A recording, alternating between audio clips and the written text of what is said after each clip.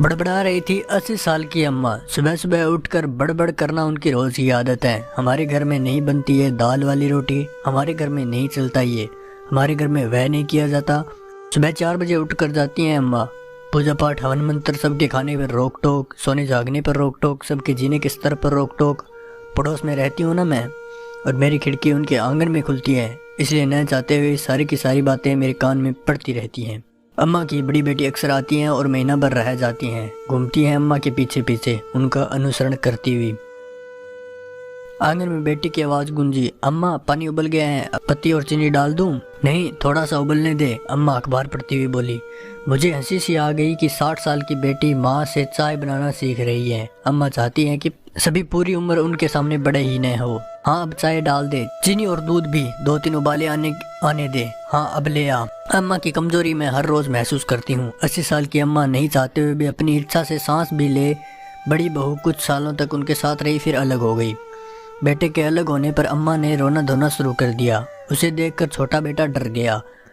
वह ऐसा घबराया कि उसने अम्मा को कुछ कहना ही छोड़ दिया। दुकान के भी एक एक काम में अम्मा पूरा दखल था।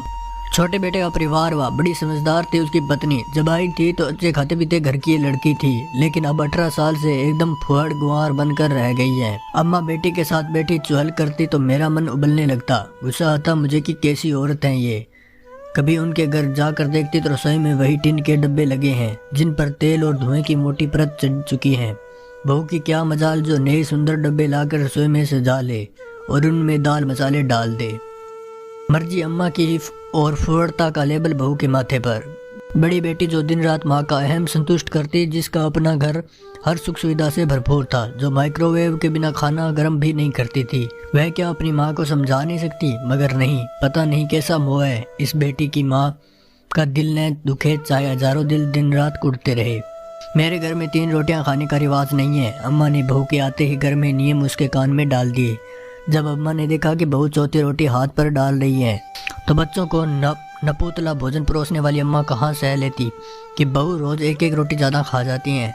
छोटा लड़का माँ को कुछ करता करता ही बीमार रहने लगा। सुबह और शाम दुकान पर काम करता और पेट में डलती गिन कर पतली पतली 5 रोटियां जो उसे पूरे दिन का राशन थी, बाजार में कुछ खरीद कर खाने से भी डरता था, कहीं नौकर अम्मा को जाकर ना बता दे किसी ने जादू टोना कर दिया है हमारे घर पर। बेटा बीमार पड़ा तो अम्मा ये कहते हुए गंडेतेबाजी ऐसी पड़ी कि अड़ोस पड़ोस सभी के दुश्मन नजर आने लगे। इनमें सबसे ऊपर मेरा नाम आ जाता। अम्मा का पूरा दिन हवन मंत्र में बीतता और जादू टोने पर भी उनका उतना ही विश्वास था। पूरा दिन परिवार का खून जलाने वाली अम्मा को सरोग चाहिए, चाहे जितनी ही आपस में नरक बन जाए।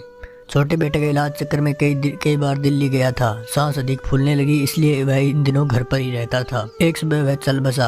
हम सब भागकर उनके घर जमा हुए तो मेरी सूरत पर नजर डालते हुए अम्मा चिल्लाने लगी, हाय तू मेरा बेटा खा गई, तूने जादू टोना किया है, देख मेरा बच्चा चला गया। आवक रह गई मैं ये सब सुनकर। सभी मेरा ही मुँह देखने लगे। ऐसा दर्दनाक मंजर और उस पर मुझ पर यह आरोप। मुझे भला क्या चाहिए था अम्मा ने जो मुझसे जादू टोना करती। अरे बड़की बहू तेरी बड़ी सगी न सारा छोटा न ले जाए, इसलिए उसने तेरे हाथ जादू टोना भेज दिया।